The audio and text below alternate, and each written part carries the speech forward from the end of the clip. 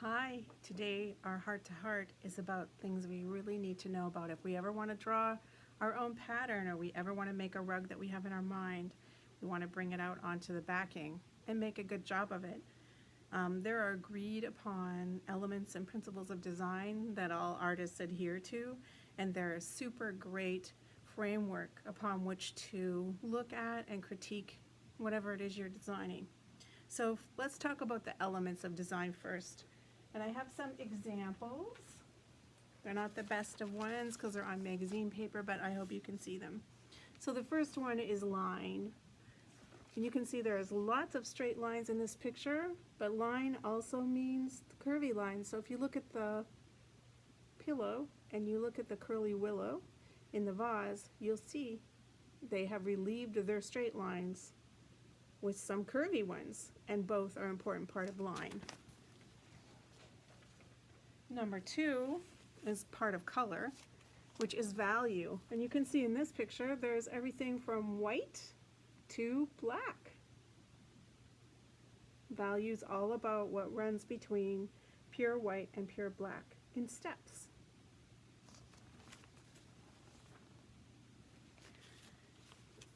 Shape is our next one. And they're talking about geometry here, but it doesn't always have to relate to geometry. It can relate to some natural forms too, which of course we know can be geometric as well.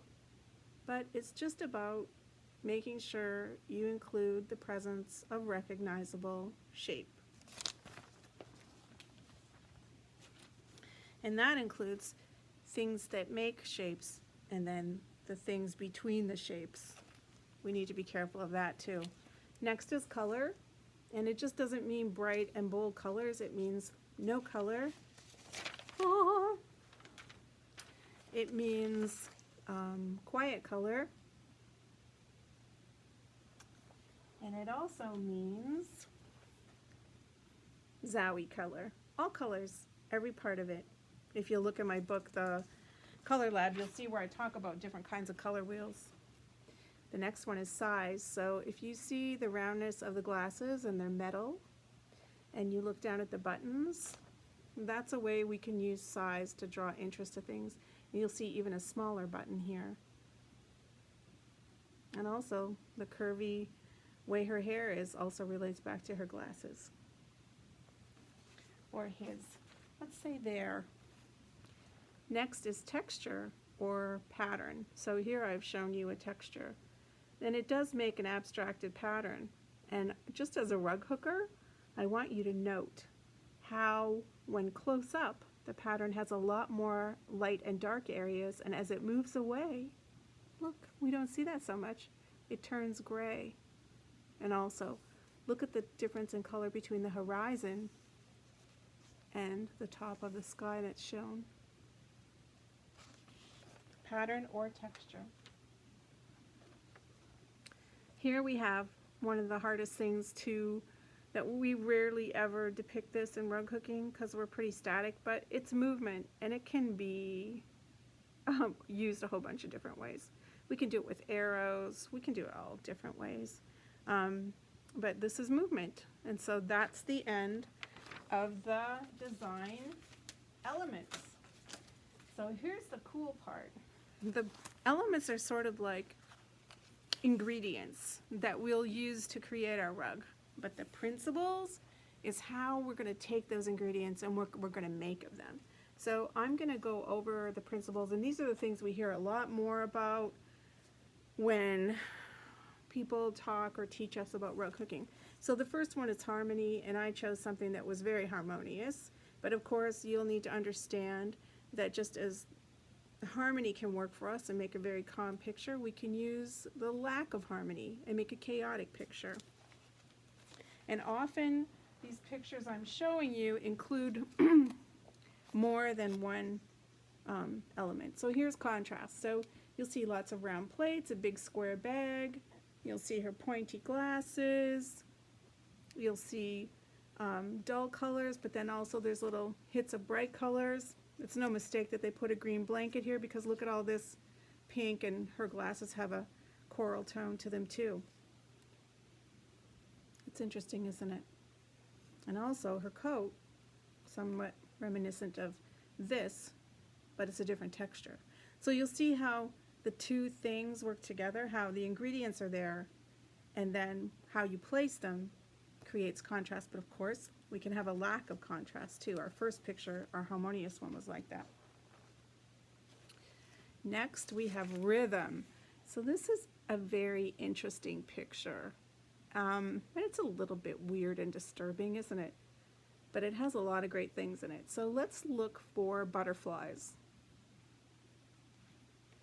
There, there, there, there. And there's even some flying away. That also implies movement to us. Oh, there's another one. But also, see these bubbles? They even went right off the advertisement artwork. See them? So this is about rhythm, where, whoop, there's another, where we can look for things that are repeating. And we can also look to these squares because they're also creating rhythm, as is her Elizabethan collar.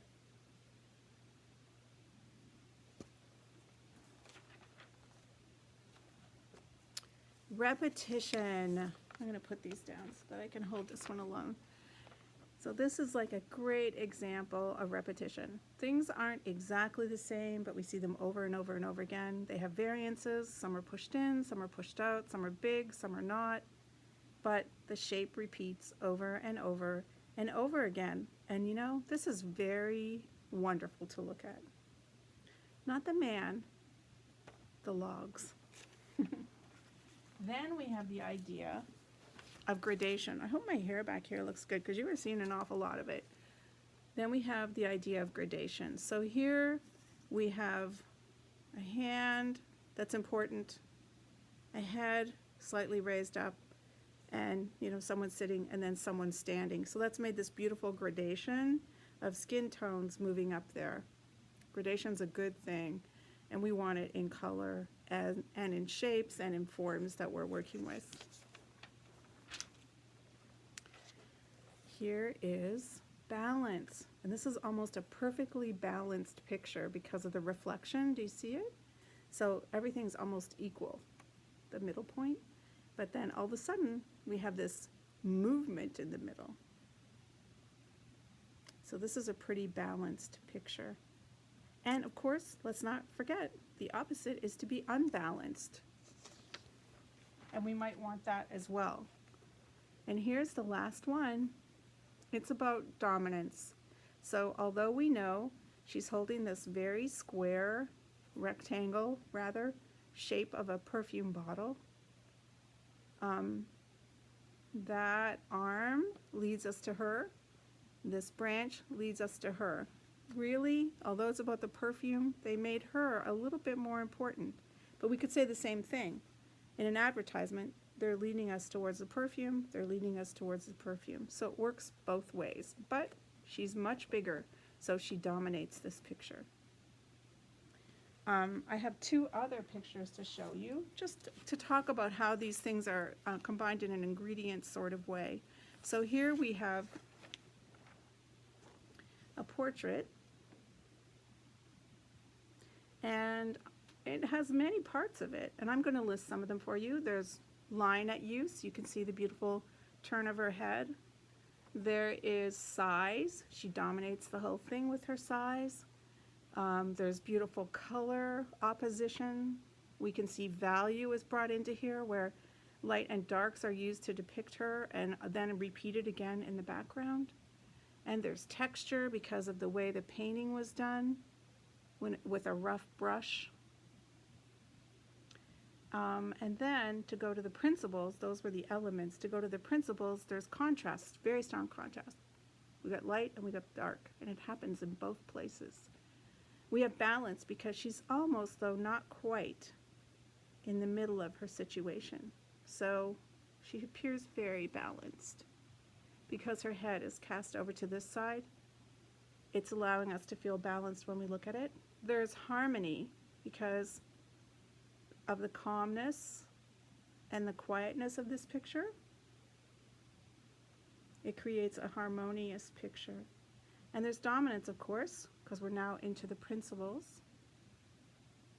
There's dominance because she is the end all and the be all in this picture. So for principles, we have contrast, balance, harmony, and dominance. And for the elements, we have line, size, color, and texture, and value. Okay, let's look at another. Isn't that sweet? So for elements, we have line. You can see the lines of the squares, the curves of the little puppies' backs. We have color. We've got a very plain colorway, but then all of a sudden we see their little collars. We have texture because we can see they're on stone, and of course their fur. And we have the repeated shapes of themselves, and of the background. Now for principles, we have strong contrast because we have white against dark gray. We have rhythm because we have pop upon pop upon pop. We have balance because they are beautifully arrayed in a balanced way, each head on the other, which makes sort of a step situation. And then we have dominance because this picture really is all about them. So maybe outside this picture there was like tons of other puppies or something, but we don't see that because this has been framed out to show us just what we need to see. There are many, many, many things on the welcome mat about these design elements. I have worksheets that are available for you to play around with to learn more about them. Don't feel like you have to swallow this in one giant hose of water shot at you. It's just a way to think, a different way so that you can use these things appropriately. So you can draw in, like if you see like you have something all on one side of a rug, that you can understand, oh, I need to bring this over here to create a rhythm or to have some balance in my work. And many of us do this instinctively once we begin to design, and other of us sometimes have to have things pointed out. Either way, it's all good. I just wanted to outline those things for you so you can begin to kind of understand them with my spotty shirt on. Okay, I'll talk to you soon, and I'm going to add more things to this in written form so that you can take a look at it too. Thanks so much for joining Heart to Heart today.